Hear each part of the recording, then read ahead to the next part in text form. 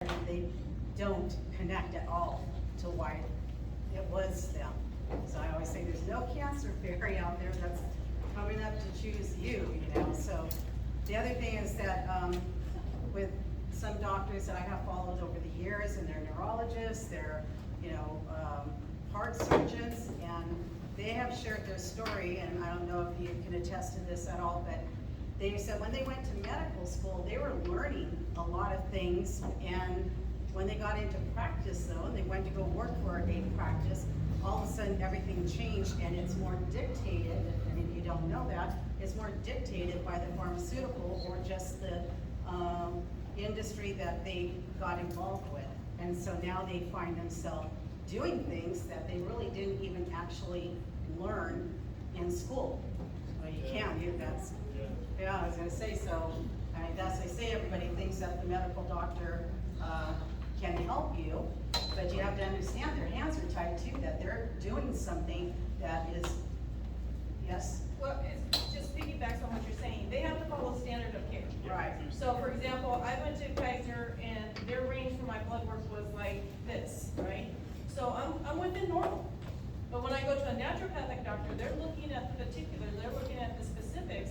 And so they're telling me, like when, again, Kaiser's telling me I'm within normal range, but when I went to a naturopathic doctor, it was a little different, and they're the ones that found the imbalance in my system. So that's the difference. They do have to follow standard of care. So I do a support group for people with cancer and other illnesses. And I tell them you can't get mad at them because that's what they were taught. Right. And they have to work within the confines. Right, and also like when they go by their standards, they always say that, like you say, you go in there, me too, you go in there and everything's normal, Yeah. but they're basing that off of a lot of sick people.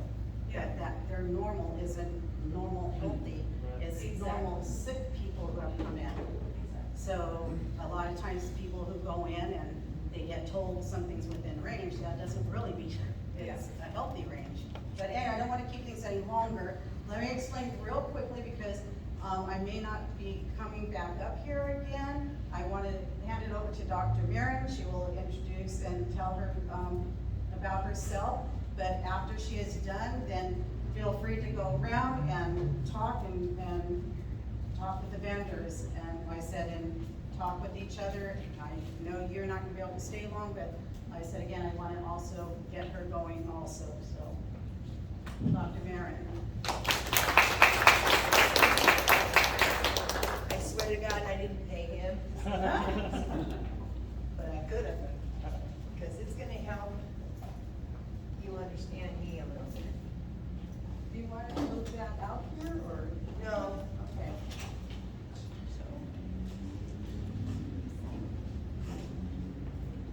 So I'm going to talk about light frequency because it's the latest and greatest modality that we have that can help us fight the healthcare crisis that so eloquently delivered to us. Most of you in the audience apparently seem to know.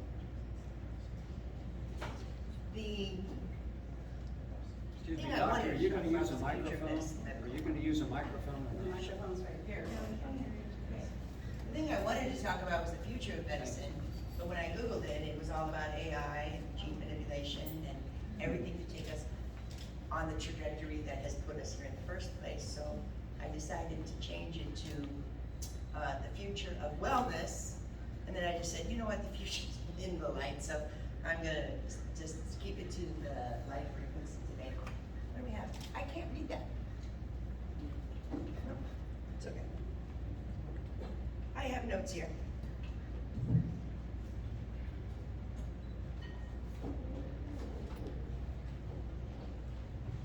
Can you do me a favor and pass these out? Sure.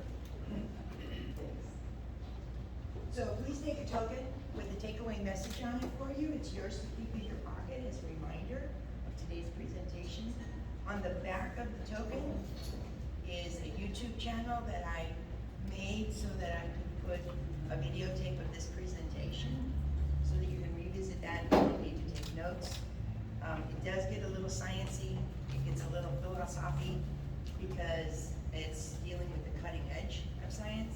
So a lot of the material will be very unfamiliar, and I just beg you to kind of stay with me because it gets harder as we go. Three things that you'll learn today, sorry, three things that you'll learn today is that healing is voltage. There's a book entitled that. And in fact, I tried to cover the basics of what he has in here, but obviously this is gonna be a lot more comprehensive. The man who wrote that book is a genius by any standard. And he not only had to search the science to heal himself, he was on his deathbed, he's a doctor. And he got sick in his service. It's a man. 3 years, pretty much on a deathbed. But his journey to health brought him to the cutting edge of science. And his contribution to humanity is not even that. It was his ability to put it and package it in a way that he could hand it to us or other doctors to start bringing back life in a community of an entire species that's losing it.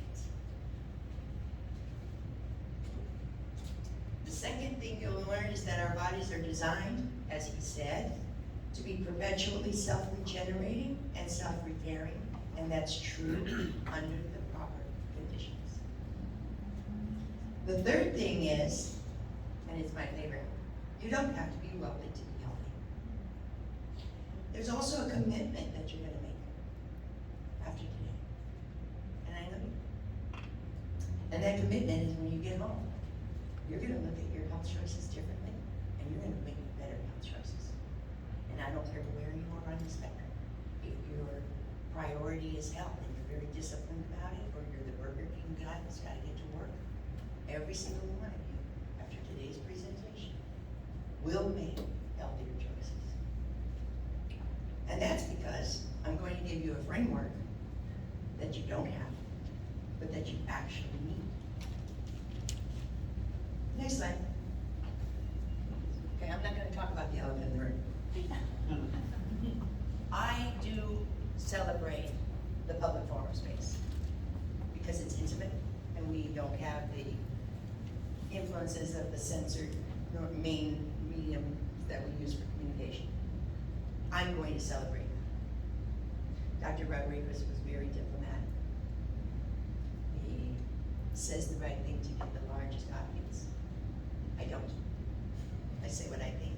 Some people won't like it, but I'll back it up. So by a show of hands today, I'm gonna ask a very personal and intimate question. How many of you are here because you have concerns about your health or the health of somebody you love because they took the BioNTech or Moderna injection?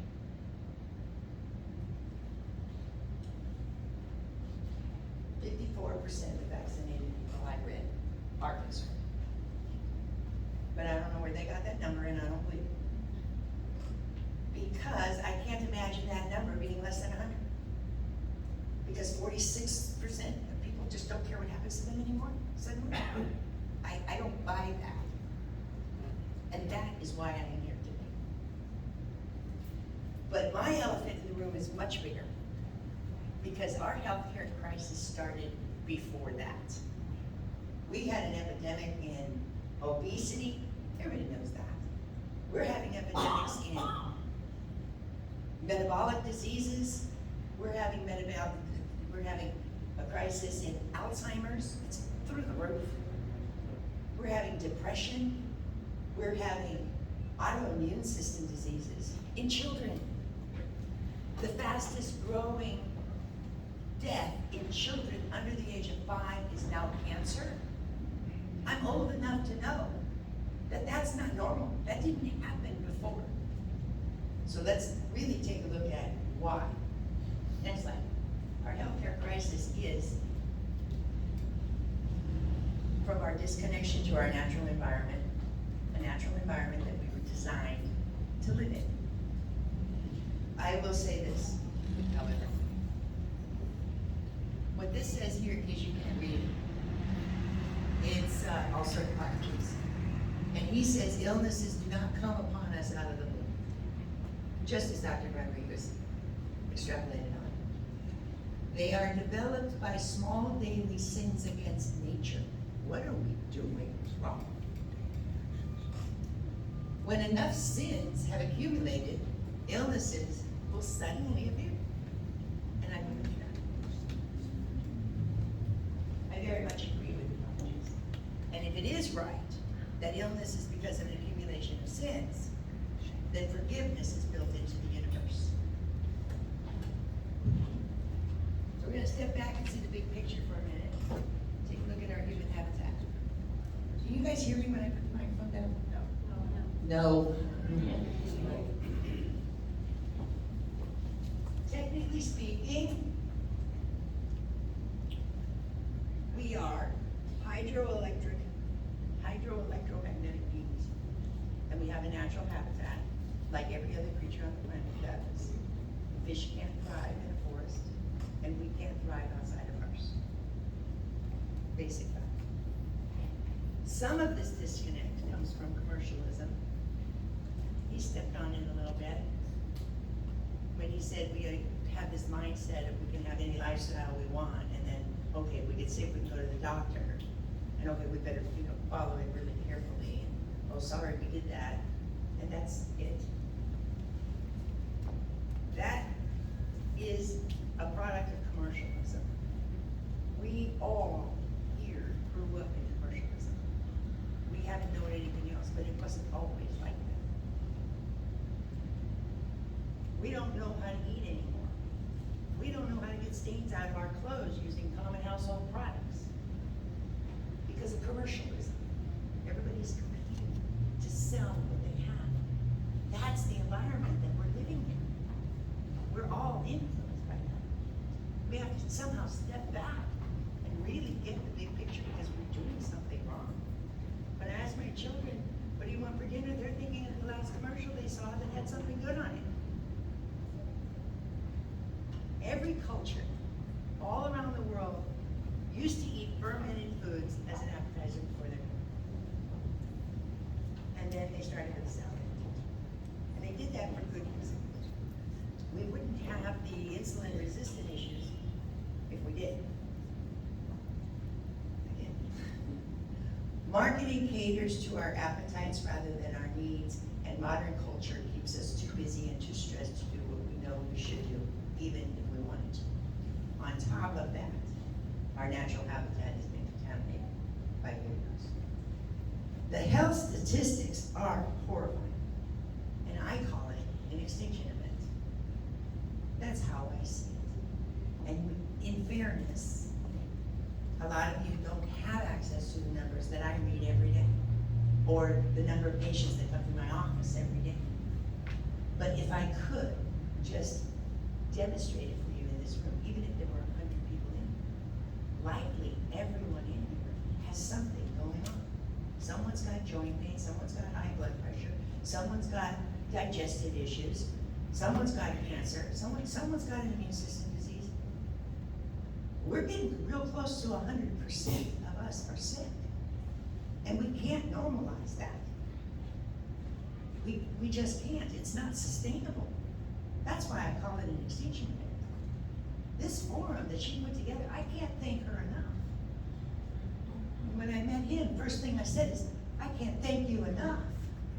And all of us need to be voicing that desire, that intention to stop doing whatever it is that we're doing wrong. We went into some of it. Next slide. Here's our natural habitat. We are hydroelectromagnetic beings. It's a big word. But it just means that the star of our habitat is literally the star, is the sun.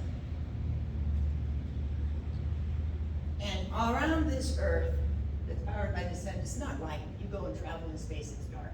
It's light because of its reflective qualities. And it reflects through the atmosphere. And then we get this beautiful,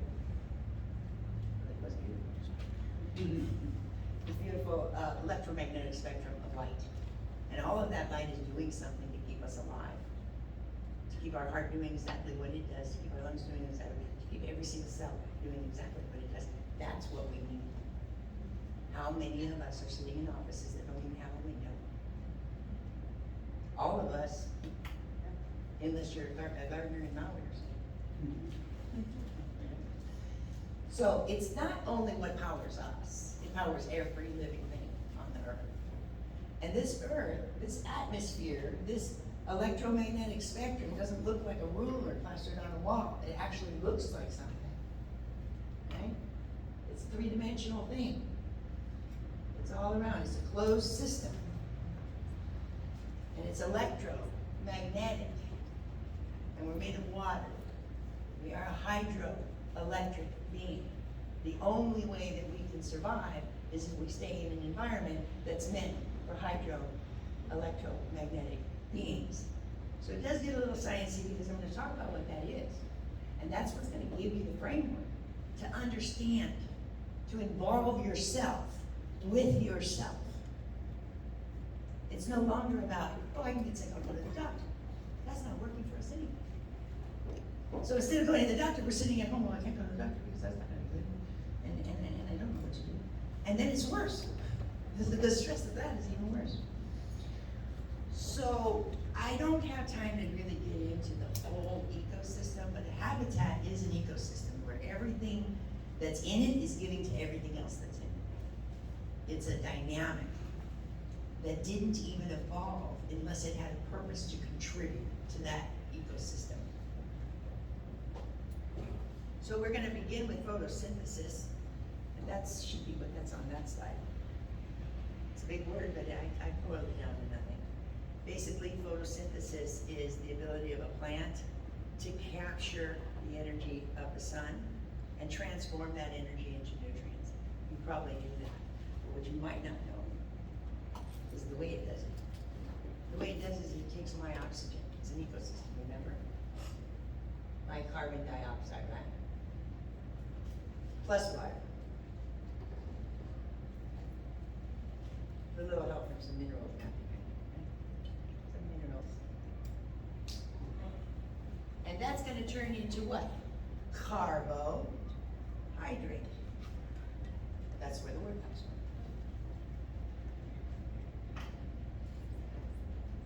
Carbohydrates are then converted to glucose.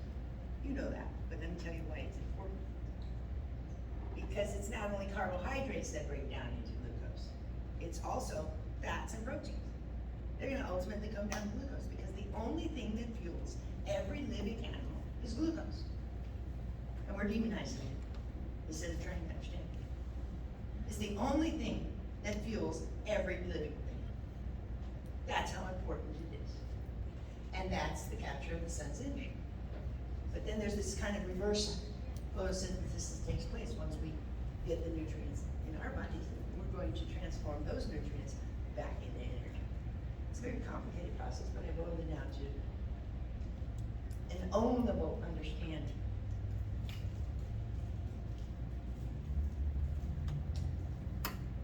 So there's this and this. This is actually the star of the show. These minerals. If you go into the medical dictionary, it'll define it as a non-organic nutrient. The long version of the definition, I don't want to take your time, but that about absorbing plants and animals consuming it, and then it becomes a nutrient. So that's the chemistry definition. But the rest of the industrial world has a definition of minerals too. They're mostly metals and salts. So what are metals and salts? Metals and salts are conductors. Conductors control the flow of energy. Oh, sorry. Conductors control the flow of energy. So you started out with these basic components, and you've got all this diversity of all these plants and all these complex carbohydrates that come down to glucose. What's glucose? Glucose is C6H12O6. That's glucose. What did that? Conductors, controlling the flow of energy. It was captured from the sun in the first place. Where's the intelligence behind that? that knew to do that, we're also gonna get into that, because that's what's inside of us. So, next slide. Should be the gut, right? Yeah. So now we take in these nutrients, right, and convert it back to energy, and I call that a kind of a reverse photosynthesis. It's basically not the intestines. Your gut is defined from your mouth down. How many of us actually chew our food and allow that digestive system process to actually work the way it's supposed to? So it's a tube down the center of our bodies, and that tube is the mechanism of being able to extract the good stuff from our habitats and bring it into our bodies. That ability to take from our external environment and bring it into us for growth and reproduction and sustenance is what literally defines us as living beings. It's the distinction between animate and inanimate. So when somebody comes to me, my clinic, with some kind of a digestive problem, it's not just about stomach upset or constipation. It's a serious problem, and those issues are your body's way of telling you something wrong. And that if you don't address it, before it becomes a problem, you have disease. Because that's how we sustain ourselves. Digestion is not about constipation. It's about bringing what we need from our habitat to thrive within that habitat. How many of you are pushing through digestive problems, taking a Tums and making it worse, instead of addressing why that's going on? Not most of you, but part of the problem is because we don't know better. We don't know how to do that, and the doctors aren't gonna help us. So what hypocrisy says here about disease starting in the gut is 100% true. It's not health that starts in the gut, it's disease that starts in the gut. That's already known. So if we dig a little deeper, it's more than just nutrients that we're exchanging. We're actually exchanging energy directly. And that's the energy we call health. And we can measure that health as voltage. So healing is voltage. Next slide. So we're going to take what Dr. Rodriguez presented from the traditional medical language. We're in familiar territory. But I'm going to present it in an unfamiliar way. Because I'm going to talk about conductors rather than organic nutrients that doesn't say much. So you'll be getting a new idea in a new language. So I really appreciate it. It does get hard, I promise you, everyone. Though two sides of the same coin, it makes far better sense to view it through the lens of physics. And we're already familiar with that. We do EKGs, which measure electrical outputs for diagnosis. Nerve cells carry electric signals, electron transport chains, ions.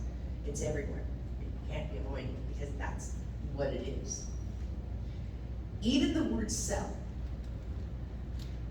A battery is a group of cells. Our bodies are a group of cells.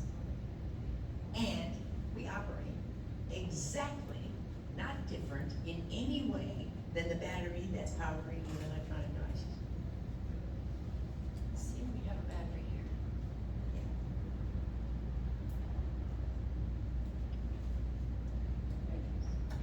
Yeah, we have a battery. Here's our battery.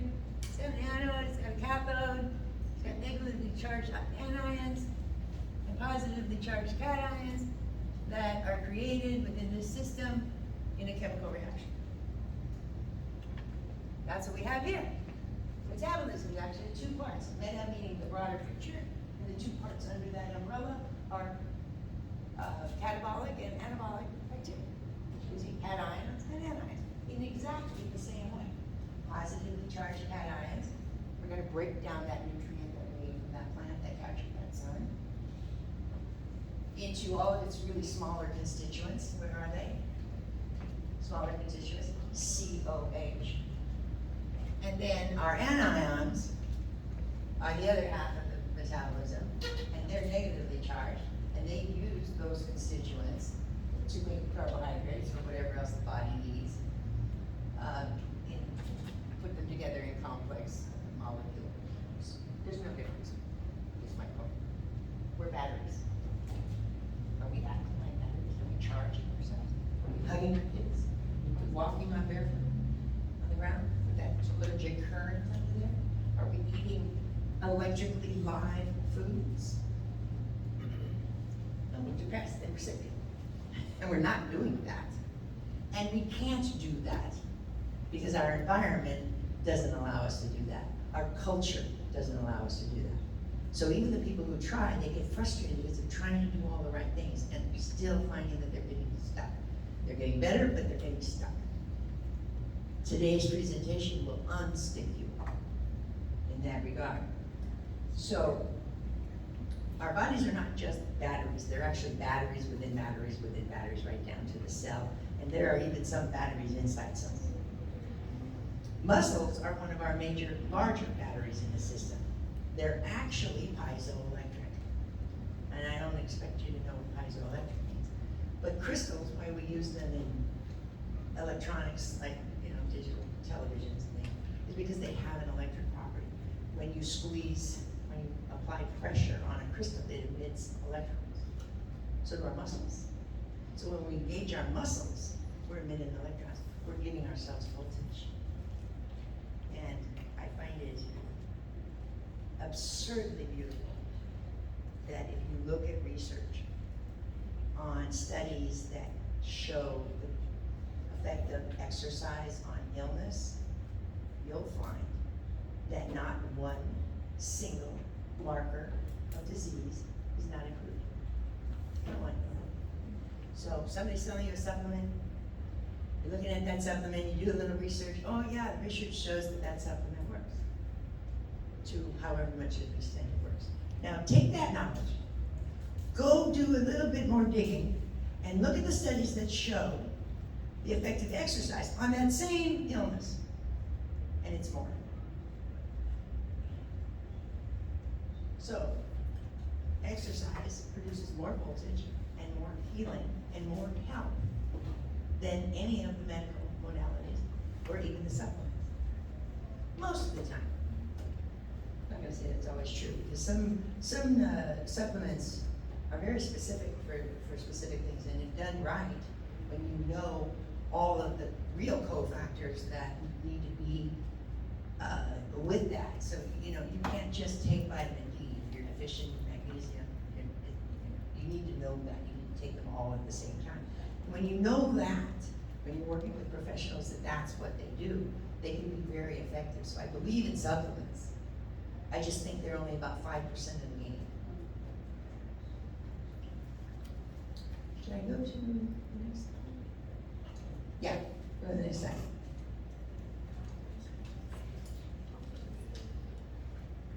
That's biologically, that's biological cells function just like a battery. I just did that. My notes are off. pH. This is a good one. There's a guy here. He's got a station right there. He's talking about your pH. And I love him. So, I'm telling you it's all about this voltage.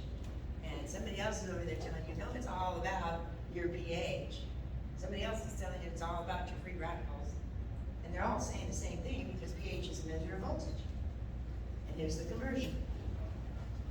Right? This is battery acid. This is sugar. That's really acidic. That's not fit for human life. That's not biologically allowed. This is pH of 7. It's neutral. And it doesn't have a number system next to it. This over here is bleach. That's also too much voltage. That minus sign says that it can give away an electron. And it's going to give electrons to the power of 400. That's a lot. That's too much. So it's an electron donor. And over here, when you see the plus sign, it means it can take it. It can take and steal an electron gap. Those are millivolts, is that the measurement?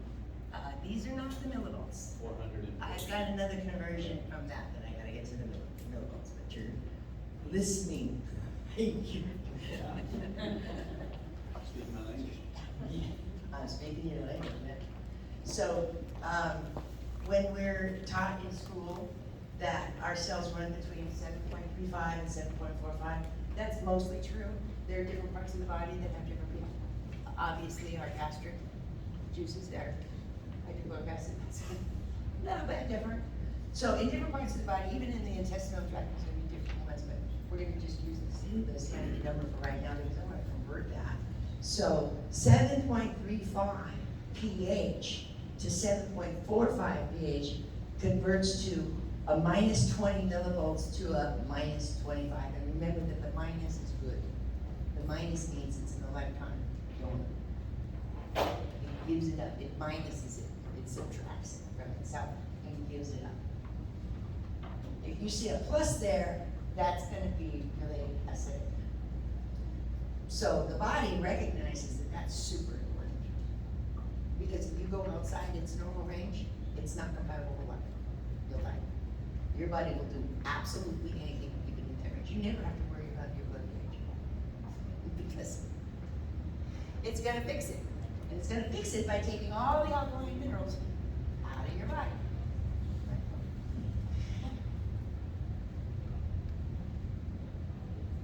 In fact, when you see somebody with the gate teeth, and you suspect it's because they eat too much sugar, at the bottom, bottles full of Kool-Aid, and the teeth are decaying, that's actually what happened. What happened is the body took the alkaline calcium, because it's the most alkaline mineral in the body, and stopped it right in the mouth. Remember I said digestion begins here, gut begins here. I said, oh no, that's too much acid in my intestines.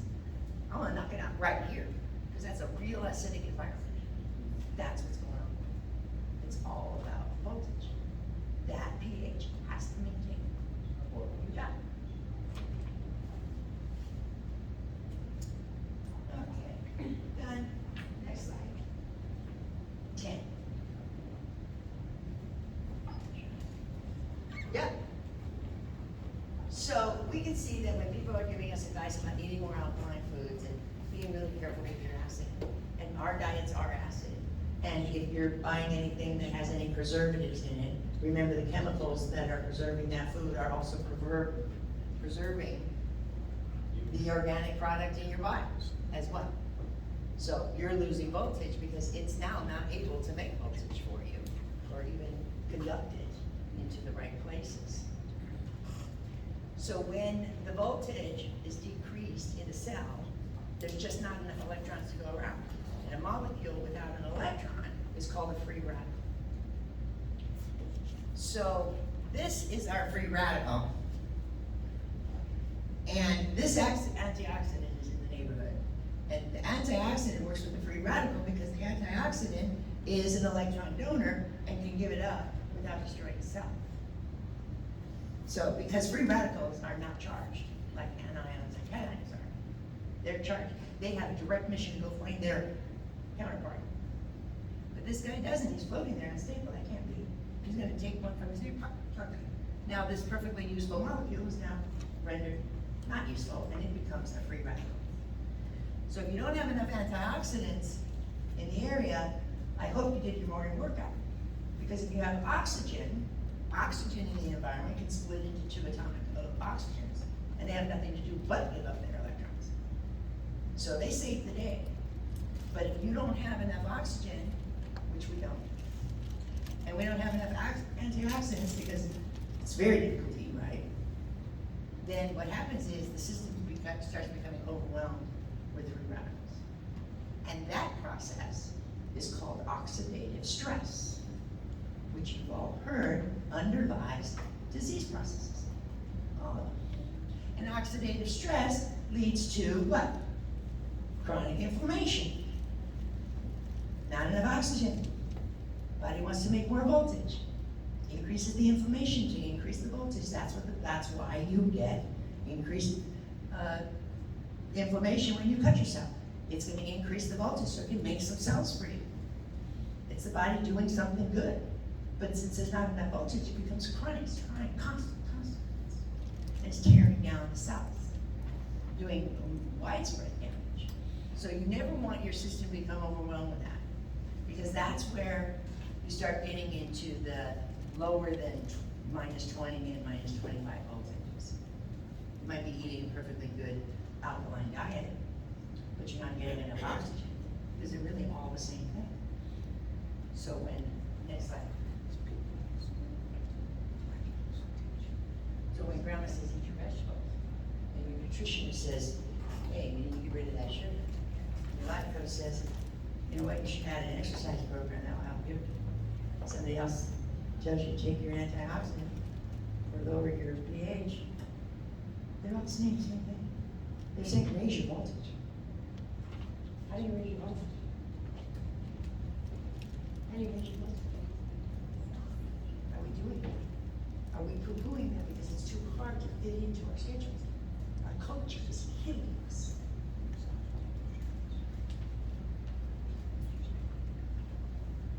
When the body becomes acidic, voltage drops, as do oxygen levels. Because you can see they go together. And that is why I put this slide up, because it works both ways. Take the oxygen out, and the pH and voltage go down at the same time. And what happens? Same thing that happened in the mouth. Only now it's in your body. Widespread cell damage. That's what's happening. Just remember the decayed teeth. When you see this. I'm sorry, but this is an intimate setting. I'm celebrating. I love it. So can you see how a brisk walk would help increase not only the voltage and oxygen to keep you from cellular exhaustion? Yeah. On the other hand, let's say you don't take that walk. Body has a way of taking care of it. So just raise your blood pressure, push more blood carrying that oxygen to the tissue. So now you can see why someone like Dr. Rodriguez would tell you, go take a walk. Lower your blood pressure. Blood pressure. All is about voltage. So I told you it's familiar territory, but in an unfamiliar way. Next slide. By now you know that the fundamental cause of disease is low voltage. Now here's what else you need to know. This is a graph. In order to make a new cell, to regenerate, this perpetual regeneration that I showed you the body's capable of under the proper conditions, we're here now. You need double the amount of the normal voltage in order to make a new cell. Just to regenerate, just normal function. You'll also need double that to make a new cell if you have an injury, or if you have stress from a bad diet, or the acid, all that stuff has to neutralize. You need more voltage, and you're not even getting the right amount. How is that going to happen? Because that's going to just keep on going down. Over here, when you get to plus 30, that's where you have cancer. And even cancer is just a response to the fact that there wasn't any oxygen in the environment. There was way too much glucose, which also has to be maintained in very tight range, just like pH. And nobody's taught that. We're learning about the damage for the sugar because we're eating about 125, and I've read as much as 175 pounds of average right per day. Nobody's buying that much sugar.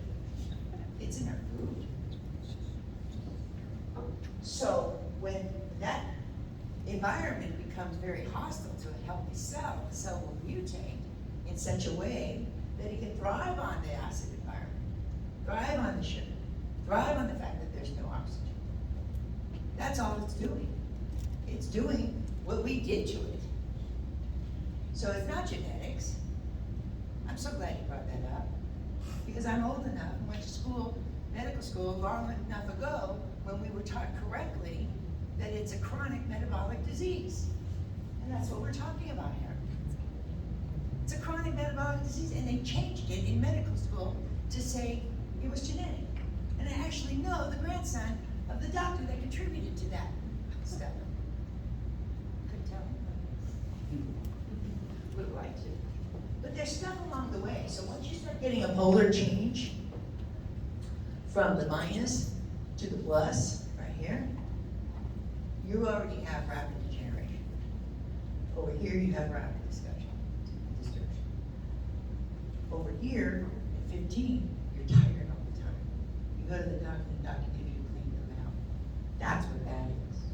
Any lower than that, you got chronic fatigue, you got chronic inflammation, you've got oxidative stress.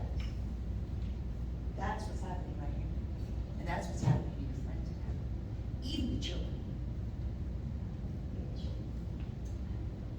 So, let's see, what did I want to say about that? Oh yeah, I think the next question could be, now that's some bad news. How the hell am I gonna pay my voltage up? I'm not spending time enough in the sun, and I can only spend a little bit more time if I really wish. So if our body voltage is primarily minus 20 to minus 25, and we maintain our health primarily by making new cells and regeneration, every so many days or every so many weeks or depending on the tissue. And that requires a minus 50% voltage. We're barely getting our minus 20% voltage. How are we going to be healthy? The body has a backup mechanism. And it's actually on the front line. We have miles of built-in capacitors. You weren't told to be a capacitor. They weren't speaking my language. They weren't speaking his language. They called it cell membrane. But a capacitor is something that stores electrons. It's a battery pack. So when the body needs to increase its voltage, say, oh, I got a battery pack for that. Response to the moment. There are miles of it because the cell membrane, cell surface, if your cells aren't sticking together, because they're damaged, is more than any other tissue in the body. That's a lot of cells around us. And a capacitor is a conductor with sandwiched between two layers of insulation. The insulation on a cell membrane is fat. That's our capacitor. That's why we're not regenerating, because we barely have the minus 20, maybe. And we don't have a battery pack. I'm going to tell you why we don't have a battery pack. We've destroyed them because of our commercialism environment.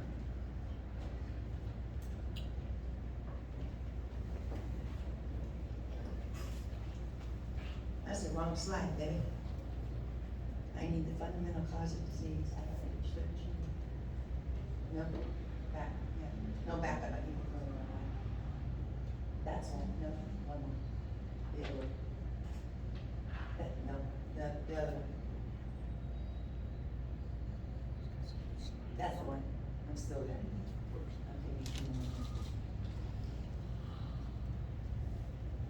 So, this is noteworthy. I told you you don't have to take notes. Take notes here. I told you you don't have to take notes. Take notes here. I just told you that the only way that you can be healthy is if your body has the capacity to increase healthy voltage to a double that. So instead what we're seeing is people having disease and their cells are regenerating, they're using bad parts, faulty tissues. They're not able to do something called mitosis and make a healthy new cell out of it. They're gonna make a cell identical to that. So it's gonna produce more of the identical 6 cells, unless you can get to minus 50. And that's not gonna happen unless you have a battery pack that's available for duty on call in every single cell, called the cell membrane. And the reason you don't have that is because of industrial processed oils. By the time the industrial processed oil is fit for market, it's not fit for human consumption, along with a bunch of other things. It's not biologically compatible. But your cells are regenerating. It needs the fat. It's going to take the fat you gave it, which is not biologically compatible. Jerry Tennant, in his book, Healing is Voltage, he says you're turning your cells into plastic, and he's not kidding. He goes into the science of that. So get rid of that. Doesn't belong. So, you can stop taking notes. I'm sorry. So, if I took blood samples from every single person in here, most of us would see that our blood cells are sticking together, like stacking. I don't know if you've ever seen that, the blood under the microscope. But as you start to get healthy, we look at the blood samples because what we want to see is the cells start reflowing. And that's one of the first things that will start happening as you start getting more oxygen and more alkaline and spending time in the sun and walking barefoot and hugging your kids. I gotta throw that one in. That was really good.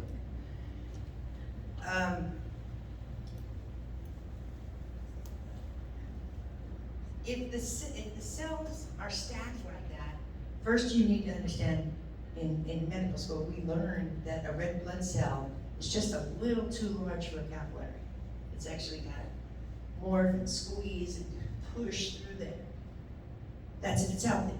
So if they're stacked together, you can't get through the capillaries.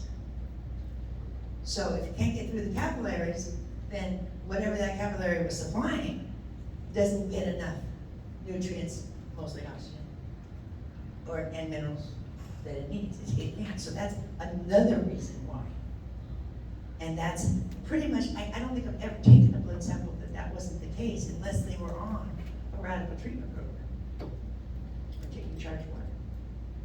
Charged water will do that for you too. So after you get rid of the oils, you need to know what to replace them with. Use raw butter. It's wonderful. Margarine will kill you. It's horrible. It's criminal. Health is criminal. Margarine's criminal. In fact, they banned trans fats in our food industry because they were so bad. But they're still selling them to you, and you're still buying them. Because trans fats, what's that? It's anything that's not butter. Butter, ghee. My husband loves ghee. I don't. A little ghee for me. Olive oil, but you use that cold for salads and salad dressings. And then if you want to cook at a high temperature, you want avocado oil because that smoking point is really high. Or avocado oil or something that you can look up to see if it's got a high smoking point. Coconut oil is my go-to, but it's got a low smoking point, so if I want high temperature, use that. Coconut oil for just putting it on your pan so your food doesn't stick. I use cast iron. I want the iron in that. And that requires that I put a little oil on it, which is tasty for me. And then the pan stays scratch-free and Teflon-y. So coconut oil is your go-to for normal cooking or just for greasing the pans. And then for higher cooking temperatures, your avocado oil will do. But the other stuff's gotta go when you get home tonight. Throw it away, don't give it to your friend. It's for real. Now we're going to cell regeneration. So we get voltage from many sources. I love the sources that Dr. Rodriguez listed. We already spoke about exercise. I don't think I spoke to you about circadian rhythms, but circadian rhythms are part of this ecosystem. And you wouldn't believe what's happening to us when we expose ourselves to light when we shouldn't be. So the bottom line really is we're disconnected from our true habitat. And some people, they have night shifts and they can't get around that, but damage the sleeping habit. When you're sleeping, you're secreting 4 hormones from your pineal gland, not just melatonin. But melatonin is important because melatonin is a major antioxidant. And it's a major antioxidant because it has an affinity for major free radicals. And those major free radicals you didn't even do. Those major free radicals are produced by our mitochondria in our cell when we turn nutrition into energy. It's a natural byproduct of waste. So we're expected to live under these rhythms because our body can't thrive if we don't. So we need to stop looking at the computer at night. That blue light's even worse. A red light's okay compared, but it's still not good. Never sleep with the light on because you're damaging your mitochondria in your gut. And you don't even realize because you're not able to make the melatonin. And you make more melatonin, the more sun you get. It's a reciprocal relationship. The more sun you get, the more melatonin you'll secrete at night. 30% of that's going to go directly to your mitochondria. The rest of it's gonna go to the rest of your body, and its job is to clean up debris. And you know what one of the debris is that it cleans out? Stress. Traumatic memory. That's what we're missing. And it shows. All right. So, when we get disconnected to our circadian rhythm, we're unable to address our body's basic needs for rest, repair, and regeneration. We also get voltage from sound, from color, from emotions. When you hear the word emotion, you're dealing with somebody who's emotional. They're joyful, or they're sad, or they're grieving, or they're angry. That is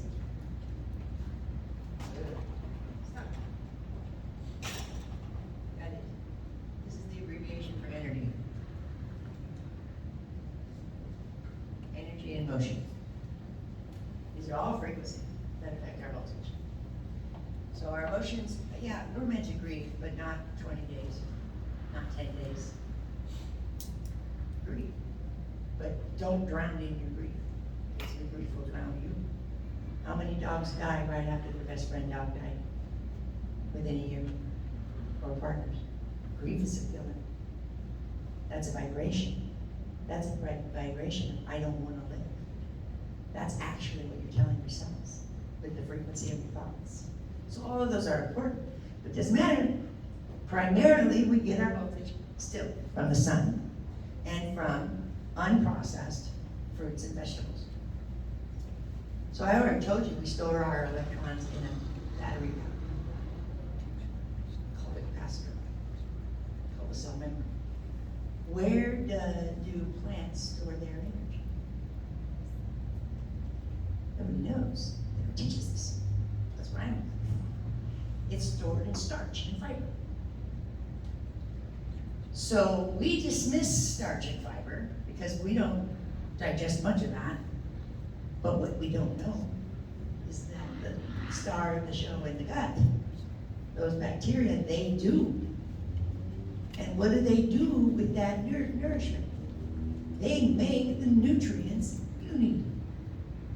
Our bodies manufacture our own nutrients this way. This single little process that they skip over in elementary school for 5 minutes and don't tell you what photosynthesis is and what it does, and what that means.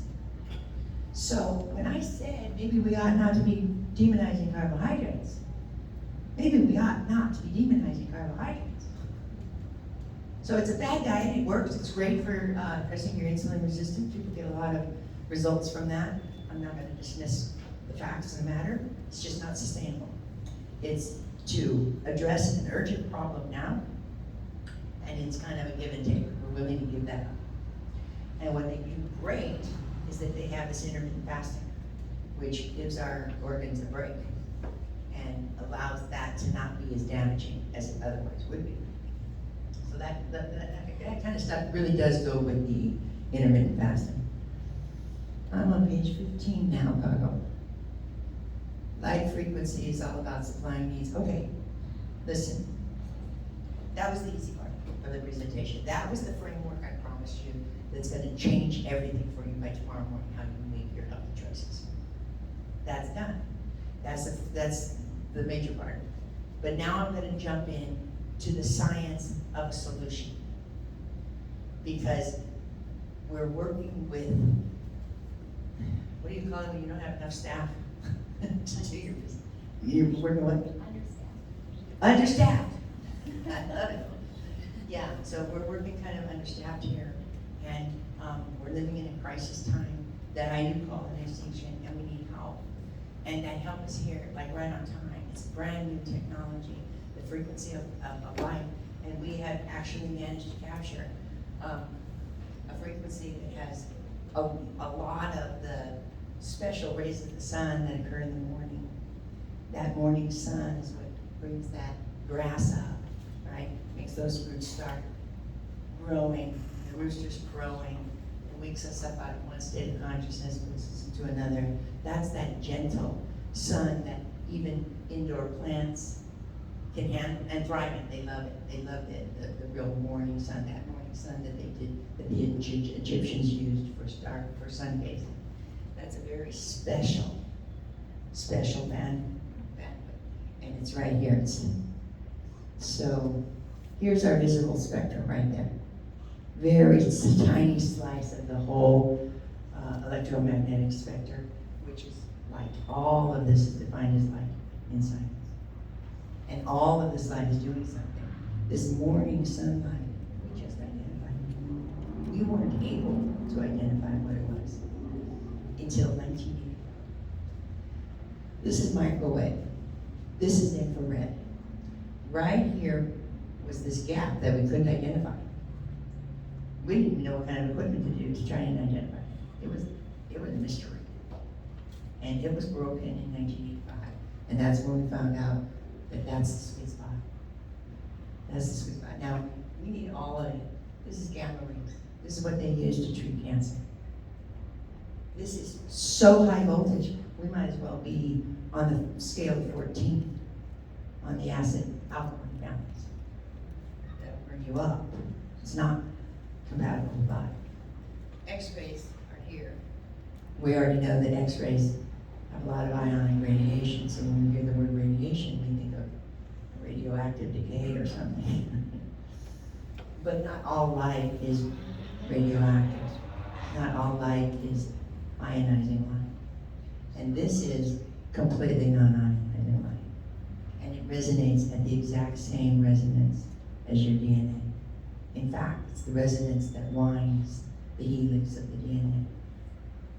We had paid when we found this. But not really, we started to develop the technology. And then we had to develop the technology that had the power output to actually deliver those photons in an artificial way through alternating current and get it into you. And that's been done. So, I thank you for paying attention to this part because it's bringing us back to the elephant in the room. And the problem with the elephant is it's a grim picture that we have to take seriously. Otherwise, we can't see the value in the gift that this is.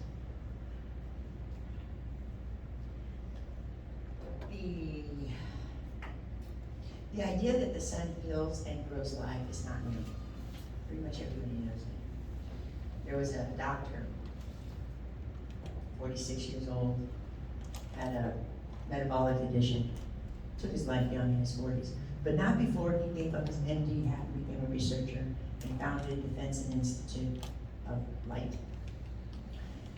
And he did find a way to concentrate the sun's rays, UV light. And he documented the first cure from this. He cured tuberculosis, he cured rickets, and he cured, lupus vulgaris? And he got a Nobel Prize for that.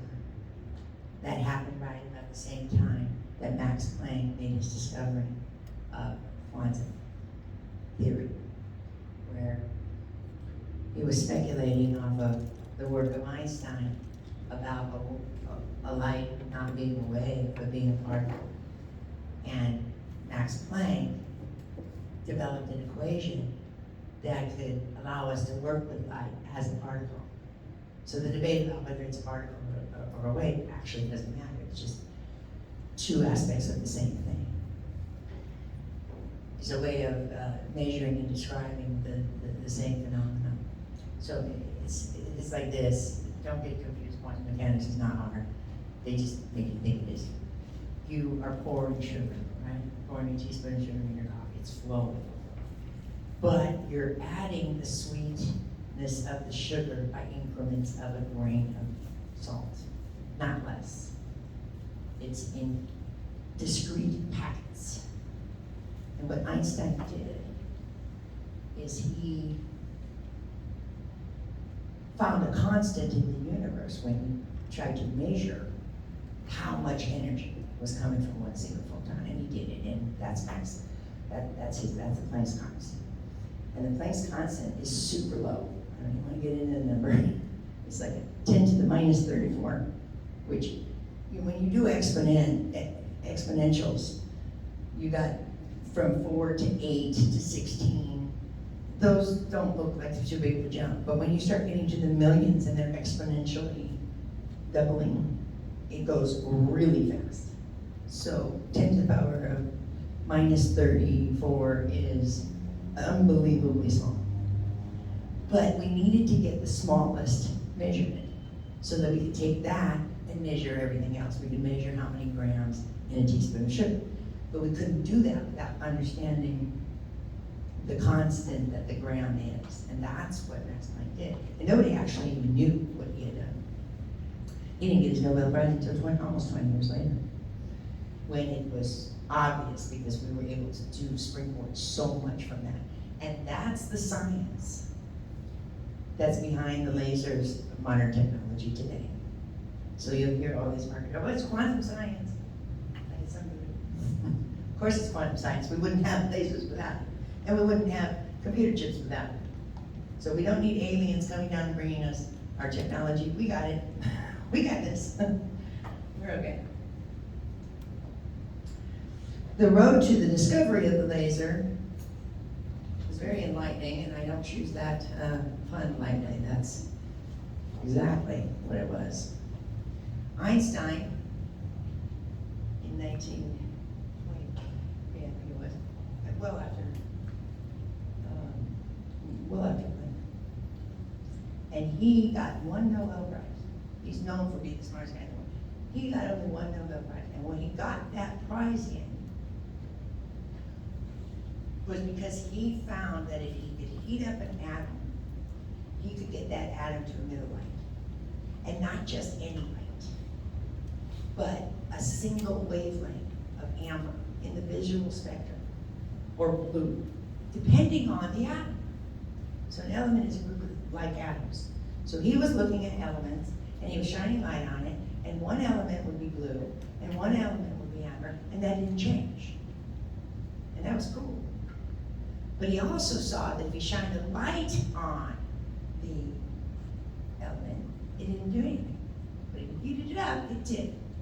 But then he discovers that if he shines the exact wavelength that the atom emits when you heat it up, it'll emit.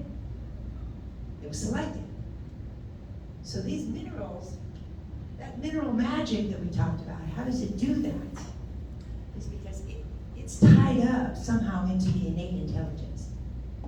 And it's triggered in our bodies when we have voltage. So our body knows exactly what to do. We kind of instinctively know that. If we're religious at all, we believe it through our faith. But here it was. Einstein was putting his foot in the water. He was seeing it. And then a few years after him, somebody else came along, and he actually proved it.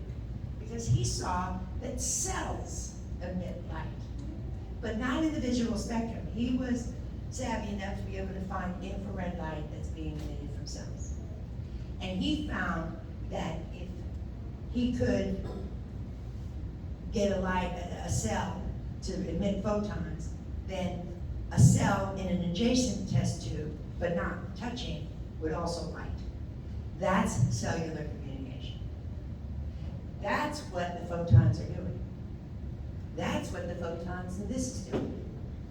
They're charging up minerals.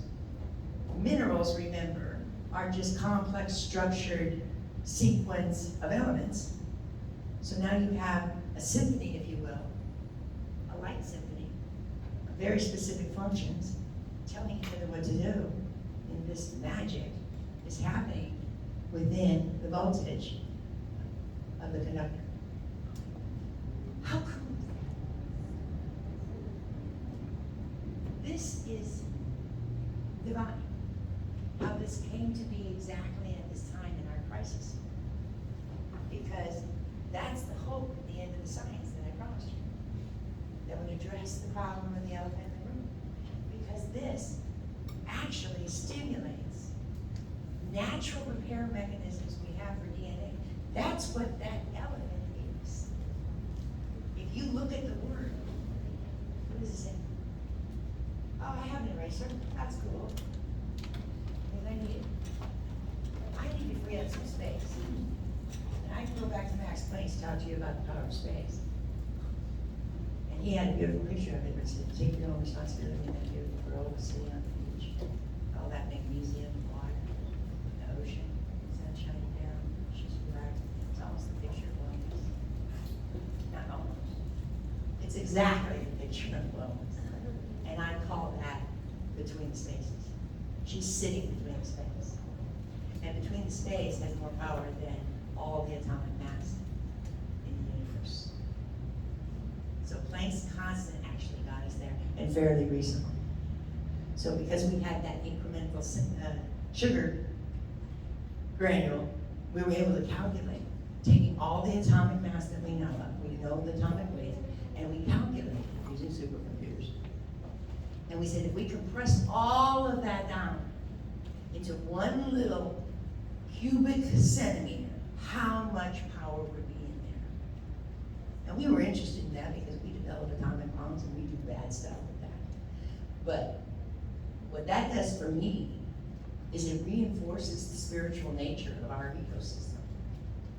Spiritual nature of who we are in it and what it is for us. Because I'm gonna get there, I haven't gotten there yet. So we're gonna give you the number.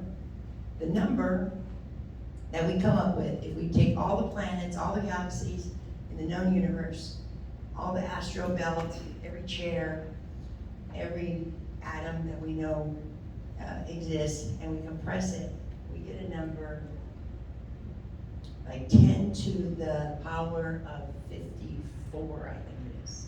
Some super astronomical number that I can't wrap my head around. So recently what we did is we took the space between the cells, the space between the letters, the space between the notes of the song. We took the space between that. Space is not a vacuum. It's got dark matter, it's got antimatter.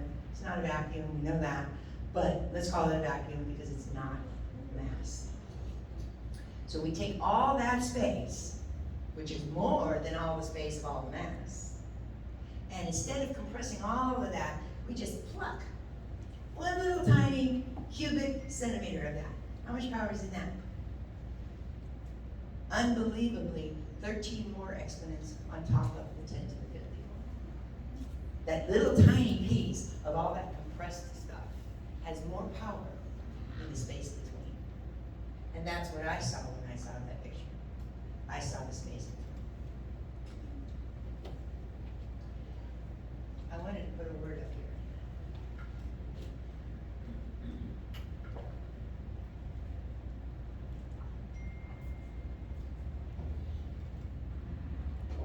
Who in this room knows what that word means? It has meaning. Someone in this room knows.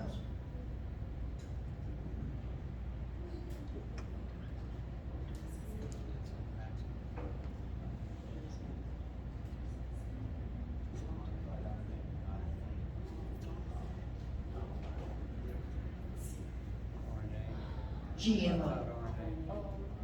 Let's talk about industrial oil.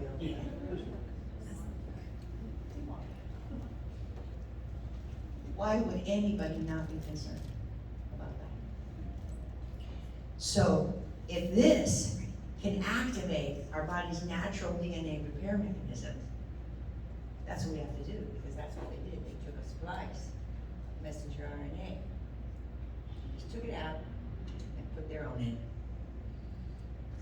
So now, this is gonna go with another RNA, those are gonna combine the way they do into the DNA. Yes? What is it that they use? What's in it? Well, yeah, what do they want to insert? Oh, they want to insert the code to make spike protein. Okay, yeah. So I thought I had a little room on my chalkboard for this.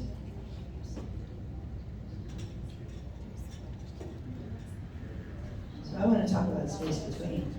The only way I'm going to talk about space between is by What do they introducing need to do with the spike protein? Like what? you. Want my opinion? Yeah. Kill you.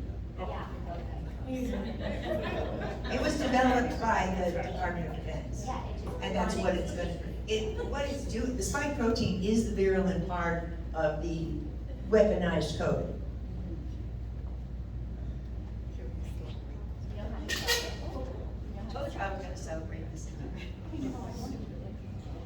it's my opinion, and everybody's allowed their own. I just hope they read as much as I do. And I've been doing this since I was 15, because it's the love of my life. And I'll tell you what, I'm grieving over the damage, especially the damage from the lockdown to the kids. That really bothers me. But I'll tell you the thing that bothers me the most. I'm talking about these researchers. And I hold them in esteem. Because I was one of them. I was a researcher, and I was not only a researcher, I was a researcher in London. That's what I did. Which is what they like to call the fringe. And why do they call it the fringe? Because here's the known body of knowledge, right? And on the inside of that outline, that's the cutting edge. But if you dare to explore, now you're on the fringe. And that's unfortunate because I'm a theorist. And you can't do that. I mean, you can't be a theorist and not do that. And they've destroyed what I thought was the single integrity thing we had left. And when they did that, I did fall into a funk for a while, you know. I don't now because, but when this was first happening, I was confused and trying to make sense out of it. You know, my go-to was science. Well, people will understand that's the science. And they're telling you to wear a mask. And I just gave you one reason why that's a problem. Because now we have infectious disease epidemic of respiratory, and you're putting the mask on in a carbon dioxide environment and a deprived oxygen environment, and you're breathing your own germs back into your lungs. And then you're going to the hospital because you have pneumonia and you're getting diagnosed with COVID, and they're putting you on a ventilator instead of giving you oxygen and killing you. I mean, that's really how far this goes. If you want to know, I'm trying to stick on topic. But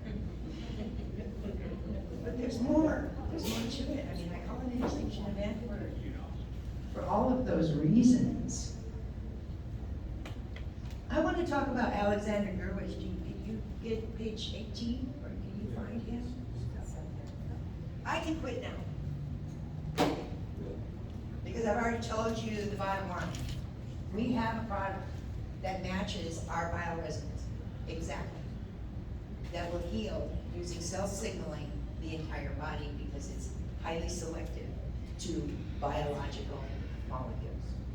It's the sweet spot. I've already told you the good news, and I can end now. But there's something that I wanted to talk to you about with the space between. It's something that I wanted to talk to you about the magic of the cell signaling. And we're going to talk about that. We already talked about the mineral parts. The hard part's all over. This is the fun part. And it's Alexander Gurwitch. You have him? Yeah, you do. He's absolutely my favorite. My research background is in noetic science. People probably don't know what that is because it's too fringe. It's the study of parapsychology, but it's done empirically. It's done evidence-based. And I did that research for 12 years at Mind Science Foundation, which is closed now. Because we were small, but we were putting out a lot of publications. Because this was exciting stuff, and it was right at the time, 70s and 80s, that all of this flurry about lasers and light was coming in. Einstein's stuff was coming through. We were already using Planck's stuff in really powerful ways. And the promise of getting healing through an artificial means of capturing the sun's energy, like the Planck does, was just too exciting. So we were putting out a lot. And what we were studying things like remote viewing, some people have heard that. And we were teaching it. It's a skill. It's not, you're not born with that. We were teaching something called contact and non-contact therapeutic touch, which is a scientific name for laying on hands. We talked about that. So they're going to tell you that's an exchange of frequency. That's science. It's not very much. We studied things like telepathy. We studied spontaneous remission, which we got a lot of attention for that because of a doctor named Larry Dossi, who was observing, he was an oncologist, and he was observing the spontaneous remission. He wanted to know about it, so he scours the literature to see what's out there. He found us. And we got a lot of attention from that. But we also got found out by a guy named Edgar Mitchell, who was an astronaut. And according to him, he had a very spiritual experience. Noetic science was being done in Russia, and I believe in China too. But it was national, it was secretized, probably for the purposes of mind control. I don't know. But we were using it for the other end of the spectrum, for healing. And he snatched up our research director. Her name was Marin, and he funded her with the first Institute of Noetic Science in America. And it was called the Institute of Noetic Science. And if you look at the abbreviation, it's IONS. So we now have more. We have the Heart Math Institute. We have others. The reason I give you that background is not just because so you'll know who I am, but this guy here was a noetic scientist, and he didn't know it because noetic science didn't exist. But he was as cool gets. He coined the term morphogenic field. Currently, noetic science is doing a lot of investigations in this, so we now know a lot more about it. And he also discovered that the body also made its own light. It had a sun source. We have something called biophotons. And then the work of Alfred Fitz Potts, he pretty much identified that that's what's in the DNA. Because he was able to extract DNA and show that the light signature of DNA stayed intact and the DNA didn't stop working. So it's light. And then when I start talking about what this guy discovers, you're gonna see why light is all that. We don't call it enlightenment for nothing. We don't call it, Jesus is the light for nothing. Because knowledge, this universal mind, is what travels through that light. That's what explains that innate intelligence that we get into because of this guy. He was way ahead of his time. That's why you heard of Einstein and Planck, but you didn't hear this. Because he's really way ahead of his time, and we're still learning from him. But what he discovered was that the cell emitting a light in one test tube would signal the cell in another test tube to light up as well. So he actually demonstrated intercellular communication, and it had to do with photon light from our body. Now we're not even here anymore. Our body is an ecosystem, of course. So the interesting thing about it is he named it mitogenic radiation from the word mitosis. So he was interested in how embryological development occurs. How does the cell divide into an exact other cell and then divide into two more exact other cells and grow into a baby? How does that differentiation occur? As those cells get bigger, and innate mind says, you know what, we need to get the rudimentary skeletal system going here to hold this together. And then that happens, based on the need of the environment. The environment changed, and now the needs of the organism change. And then one part of the organism has to communicate with others, and the rudimentary system of the nervous system develops. How does that happen? He was very interested in that. So he named the light that was doing the cell signaling from one test tube to the other mitogenetic. Genetic meaning. That's where it starts. That's where it all starts. And he didn't know. We discovered later that mitosis actually needs double the light in order to do that. It's literally creation happening. So of course it's going to be at least double. I'm surprised it's not more. It's double the light. So he didn't know all that, but that came later. So we can see that we still have a lot to learn from him. We're still learning from him. He believed that the light radiation allowed the morphogenic field to control embryonic development and something called self-organization. That's the self-organization process of the embryo development. So this morphogenic field, we've done a lot of work, and I just happen to keep my eyes and my ears kind of peeled to that. I'm not in it anymore. I became a chiropractor in a kind of way. But, I see something come along. Rupert Sheldrake is really big on this, and, if I see his name, I'm going to read it. So what we now know about this is that the background, the backdrop for this story is we know a lot about electricity, a whole bunch. And comparatively, we know nothing about magnetism. And remember, magnetism and electricity are just two sides of the same coin. They're inseparable. They go together. So we're only understanding half of how things work if all we're doing is discovering more about electricity. So this electromagnetic, oh, I lost my word. Electromagnetic, we don't know about the magnetic. So this morphogenic field belongs more to the properties of whatever magnetism is.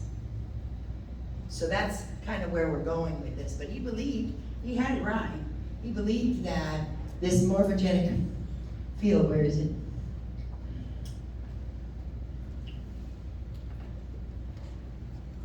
Let's see, medical. That the light radiation allowed the morphogenic field to control using the innate intelligence in the light and doing the light signaling to the rest of the pieces of the puzzles that need to be put into place. I think that's enough up here. But we are getting close to the ethereal underpinnings of what we know to be regeneration. So we use that word as if, oh, okay, it's regeneration. But I just said it's as close to creation as we get. It's a big deal. And that's the step I like. You don't have to know any of this. The wild animals don't know any of this to know how to respond to their environment and stay healthy. They don't need doctors and researchers. You don't need to know any of this. But what these people did, because they had a need to know, was a contribution to humanity immeasurable. We wouldn't have it without that. So I think the next slide is where I'm going. Yeah, let's talk about the self-organization. That's what self-organization is. So self-organization is what you see here. Oh, you can't read it. It says an atom becomes a molecule. The atoms come together in such a way that they're now a molecule. The molecule comes together with other molecules, forms a compound molecule. Compound molecules becomes a cell. A cell becomes an organ. An organ becomes a tissue. But not all of them. Not every atom is going to do that. Not every, well, every atom will. But not every molecule is going to become a cell. Some of them are going to become enzymes, and some of them are going to be used in those anabolic and catabolic activities we talked about. Most of them aren't going to be doing that. So how that happens, that this cell can organize in such a way perfectly that it becomes this entire other entity of a higher magnitude. And that is exactly what's happening. At each stage of this, and then to the cell, to the cell, to the organ, to the species. At each stage, there's an electromagnetic field nesting within another electromagnetic field. And those are nesting within other magnetic fields. The cells have their own magnetic field, as Alexander showed us. The organs, species. Where's my Earth? The Earth. I erased her. But atoms don't look like what you were taught in school. This is an artist's rendition of what an atom might look like. This is an X-ray of an atom, so it's showing the light signature only, not really what it looks like. But this is kind of a schematic of what it looks like based on the forces that we see for it. So this is what creates whatever's in it, this group of cells, or group of organs, or group of molecules, as a coherent entity. Coherence is another thing that noetic scientists love to study. What's interesting about that is that it has a drive to the product. Now remember, I told you about what a noetic scientist studies. They're actually studying the human potential. And they're studying what they think, as a theory, is consciousness. And they want to know how that interplays with the reality that we observe. When we get sick, how do we get well? Spontaneous remission. How do we read each other? How is it that I know you're staring at me when I don't even know you're behind me? That potential that we don't really don't look at, that's what we want to see. So we're asking the question in self-organization, at what point does that consciousness enter? Because each one has an essential quality. The molecule has an essential quality. Depending on its circumstances, it goes this way, this way, this way, or this way. And there's some intelligence making that decision, how that's happening. And then when you get to the cell level, it has a different identity. It doesn't have the identity of a molecule. It doesn't have the potential to do this or that molecule does, but it has other potentials to do other things. It has its own quality of existence, and it has its own drive to continue to exist. And not only to continue it to exist, but to continue it to exist to fulfill its purpose for being in the first place. Right? How cool is that? Unbelievably cool. So I call that the drive to thrive. I am an atom, I am a molecule, etc. At what point? Stop it. At what point does consciousness enter the picture? So we know that, where's my plants? We know, page 20, honey. The plant does demonstrate repulsive behavior with life-threatening stimuli. And interestingly enough, if you're gonna burn that plant leaf, it will scream. You tie it up to galvanic skin responses when they use the same machine. And it'll jump all over. But the very interesting thing is that it'll jump before you even take the match out, the minute you think about it. Because this morphogenic field doesn't have time. Time's not part of its equation. This magnetic element that we don't know anything about, it gets more interesting. So we also know that animals will avoid life-threatening. They have the drive to thrive, and they're aware. We don't know if they're self-aware. Pretty sure my dog is. He knows when I'm going to give him a bath. I don't even know why he runs up the bed. I didn't know that. It's so cool. We do know that some animals do have awareness for themselves. So we really are talking about consciousness at this point. But what about the animal? We go that far? Well, we know that on some level an atom seeks to survive. We talked about it doesn't want to be unstable. Steals a molecule. It'll do whatever, it'll mug you. It'll be a thief. It'll destroy someone so that it can survive. And vice versa. A cell will kill itself for the benefit of the whole. So, can we call that consciousness? I don't know. But we do know that our tissues and organs try to survive. And that's what I was talking about with the cancer, trying to thrive in a hostile environment and remaking itself in such a way that it could. So for every bad thing, this is the good news, for every bad thing you're doing in your body, there's tenfold things trying to make it better. So that's actually the good news. But we're doing so much bad that we're still seeing the trajectory on a really bad course.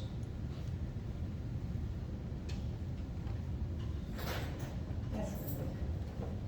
Okay, yeah, Mister, he didn't get a Nobel Prize, but he organized a bunch of researchers, and they just did a flurry of research, and he put out a massive experimental data using low level. We weren't over here, we were just trying to get in the near infrared light stuff. And he accidentally stumbled on that because he was using a UV light, and it just didn't have the power and magnitude, his equipment was faulty. And he was getting results that he hadn't been getting with the equipment that was not faulty. And that's actually how a lot of things happen. We stumble on that. So that's when we knew that the frequency needed to match the biological frequency. Instead of using these high ones, oh, let's get a lot of power in them and kill them. How about we use the exact same frequency as gentle? And it beckons them back to life in this really good voice. So he did that.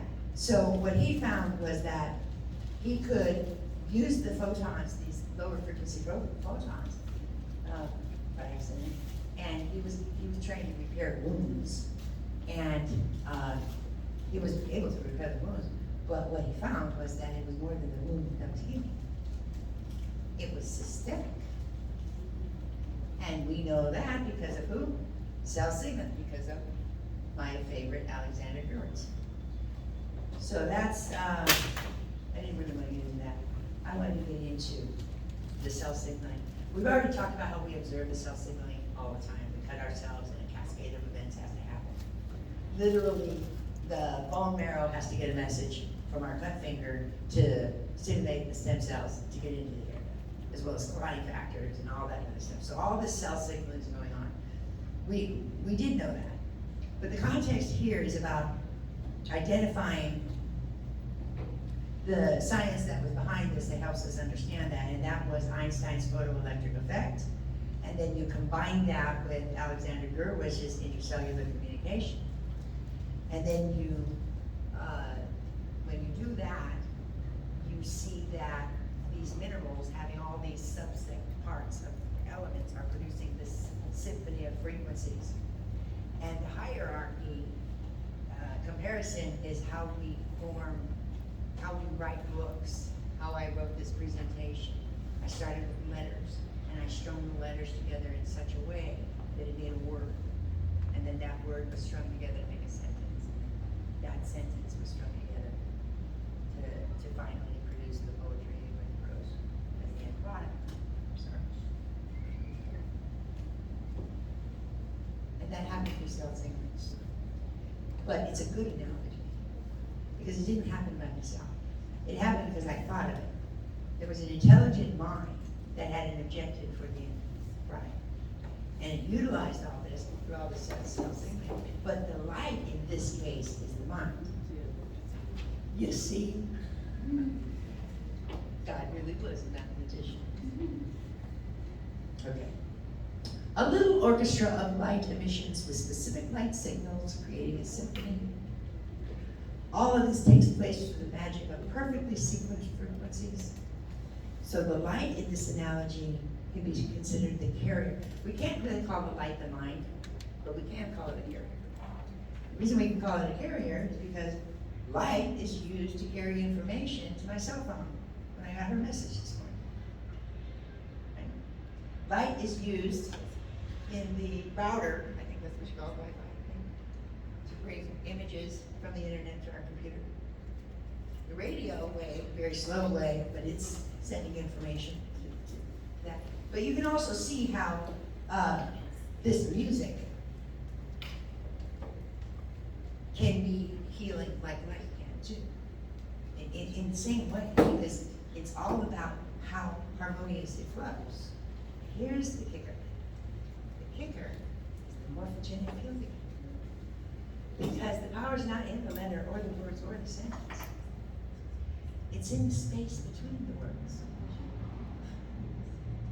The music is in the space between the notes. The artistry is in the space with the backdrop that designers call negative space. That girl was sitting there and I called that her negative space. Are we taking time to be in our negative space? What did we learn from Max Planck? We learned that Planck's constant. Where did that bring us? It brought us to understanding the power of the space between. So we can have hope that we can turn this paradigm of destruction around. It's all science. Don't let them kill science. That's my bottom line. All right, I know that a lot of this was like way overhead. Hopefully the presentation comes out a little bit okay with all of this microphone stuff so that you can revisit it. It's worth revisiting. I threw in a couple of little nuggets here and there. And you might have some comments or some insights or some questions, and we have just a couple of minutes for that. But I know that Roberta's going to let us do that outside too. So, does anything press on your heart? You say, you know what, you started the sentence and you never finished it. I want to know. Did you call your machine your Well, it uses a frequency called the terahertz. Terahertz just means trillions of cycles per second, and there's lots of terahertz in here. But they call that terahertz because it was such a big deal that we had this one gap in the terahertz range we just couldn't get to. And suddenly, in our moment of need, we got to it. And this didn't happen until 2007. The United Nations actually collaborated in an effort between us and Japan and Turkey, and they had built technology, and you can find that information in Wikipedia. They never released it. So I'm sorry, it's called iTerra Care. This is, $400. Actually, less. You know how much I spend for my electric, muscle stem? For my short weight diathermy that doesn't half the job? $2,500 to replace it today. It doesn't do anything. Can you just purchase that, or? From another country. Yeah, what they did is they set up a marketing, it used to be about $7,000, I know they didn't buy it when it was, but then they changed their marketing and they made it, direct marketing, word of mouth, what do they call that? Multi-level. Yeah, when they made it that, they dropped the price down and they sold it, they tried to get it in everybody's hands. And they don't market it at a medical price to this country, because they can't. But they can market it as a physical therapy device because it's just way too much evidence. But, there's not anything it can't treat because I just taught you what cell signaling is. It's gonna affect everything. So you can buy it online? I didn't get into, I didn't get, involved too much in the, actual research and development of it, but to get the power output that they needed, they used, one of the top technologies of today, which is optic quartz, and that's how they got the power. And then they magnified, you can't use these really, strong waves over here. These waves over here are real short. You see the short wave over here, and then I'm sorry, short wave over here, and then long wave. The long wave has a deeper penetration, but the short wave has heat, and the heat has benefits to the body. So they combine the heat, which works just above body temperature.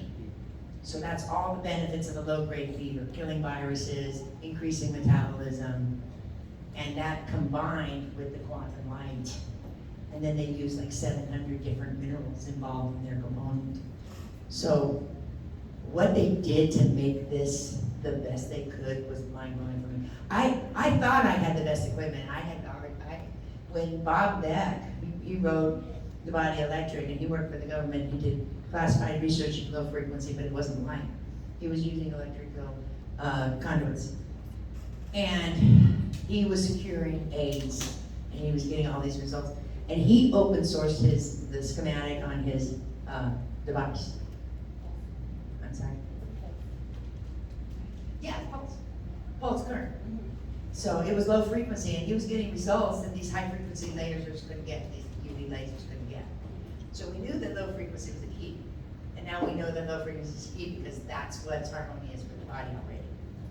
So the closer we could get to that, the more effective the devices were. And I didn't know about this. So the best there was, I didn't use Royal Rives because Royal Rive was getting 100% success, but we didn't know the carrier waves that he was using with the frequencies. So we have equipment now that we don't get the same results, and I didn't want that when I already had. He open sourced it, and I had an engineer build it for me.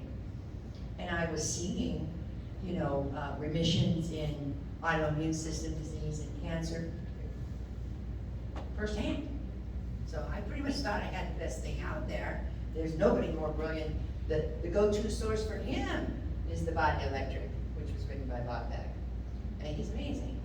So I was following his cold treatment protocol because it wasn't just electricity. Because he was using silver, by the way. He was using colloidal silver as a conduit, but also as an antibiotic, and keeping the parasites at bay because they're opportunistic. When the body voltage gets too low, what happens to a cell that's becoming cancer? That's the same thing that happens to our exosome. They morph into parasites to eat up the sugar for you. So all this stuff that the body's doing that you think is sick is actually telling you something. If I had to give anybody any advice, it might be to get this, especially if they did this. But the real advice would be to listen to your body. I touched on that when I said they're coming to me for constipation. That's a serious problem, if not addressed. That becomes chronic. That's your metabolism. That's your definition of being alive. That's what that means to me. So we don't do that. We power through. We get a headache and we don't do anything about it. We think, oh, it'll go away. Or we take an aspirin to make it go away. But when a baby cries and we don't know what the baby wants, we go frantically running around trying to figure it out. We finally figure it out. He just wanted water. And then he starts making that association. He gets big enough. He doesn't have to cry anymore, he's uncomfortable, he's mama, what? Because he makes that association. And we're not doing that for ourselves. When we get that headache, look at what's happening. Did you not eat? Did you not sleep? You know, what did you do to make this happen? Because you want to nip it in the bud now. If we listen to our bodies better, we'll all be healthier. Because we don't want to drink when we eat. And it's not a good idea to drink when you eat. Naturally, we don't, because it dilutes the hydrochloric acid. Right? So, if we listen to our bodies better, and do as I say, not as I do, we would be out there. Right? I mean, it's just too fun. I think I might not have answered your question. I don't sell these, even though it's multi-level, so if you buy one, you automatically become a distributor. But I know that the reason they did that was to get it in everybody's hands, and though I'd like to see it in everybody's hands, I do this. Because I don't want it to be a conflict of interest for people to think, oh, I'm trying to sell them. I just want it in their hands. So there are people here, the person who invited me here is how I met her was with this. And that would be Roberta, so if you really want to know, get on her sign-up sheet. And she knows how to do it. She speaks, what is it, Malaysia? Yeah, they market it out of Malaysia. China developed it, but they market it out of Malaysia. So it's-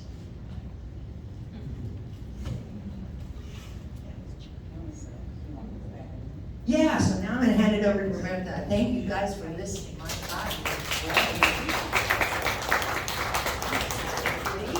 You did that. You all get A's today. You all get A's today, You all right. get A's. I want to acknowledge what I'm calling health partners that are waiting for you, and so I don't want to keep it very long. We have doTERRA, essential oils over here with Dina, Salto Aces, I used to know your name, Justin. And I said Healing House, I'm missing a word on. And that's Karina right here. And we have over here, we have Derma Ari and lymphatic for facials, but lymphatic drainage, which I meant to go do this week, but didn't. And we have, and I said wrong, Kangen water over here. So if you'd like to go ahead and you can speak with the doctor, you can go wherever you want, and we're here till at least 4 o'clock. So I'll demonstrate this.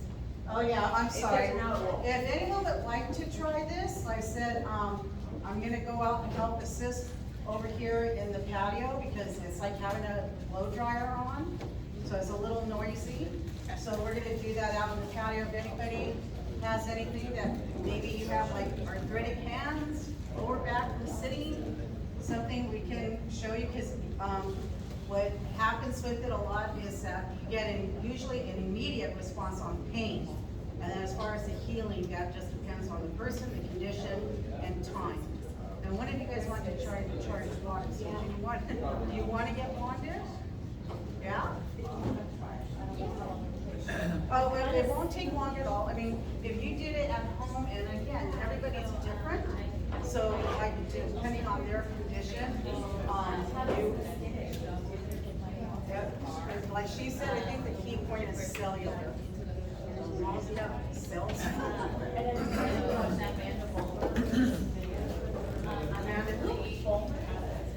I'm not sure.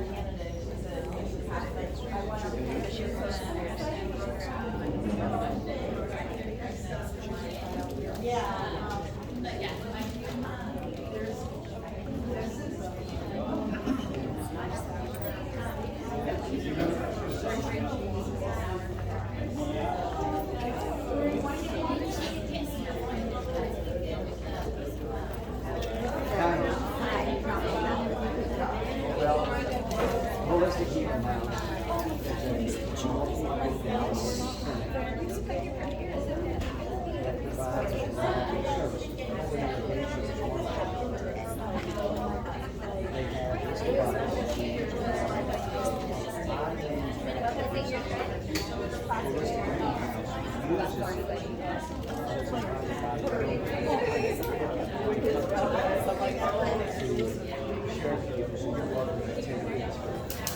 this is, I have different types of infrared saws, various types of surfaces, like teeth like. Where is it?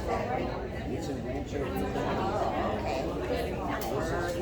This is, you know, foothill green. You can take the inside. It's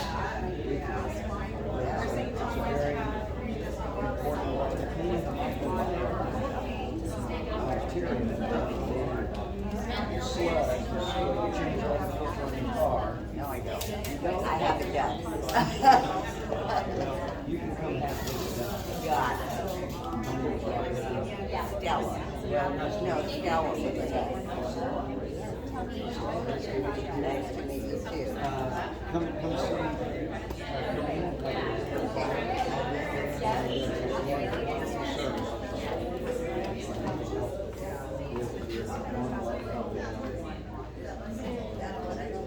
Thank you. Nice to meet you. Well, I said they use it usually, I appreciate your presentation. when I first seen you,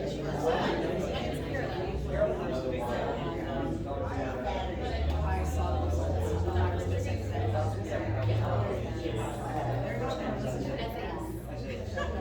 and then I'm the one that, I mean, they're able to notice too, and I come across something,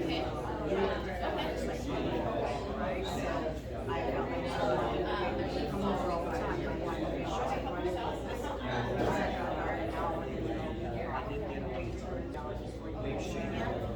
like, we're not gonna wait.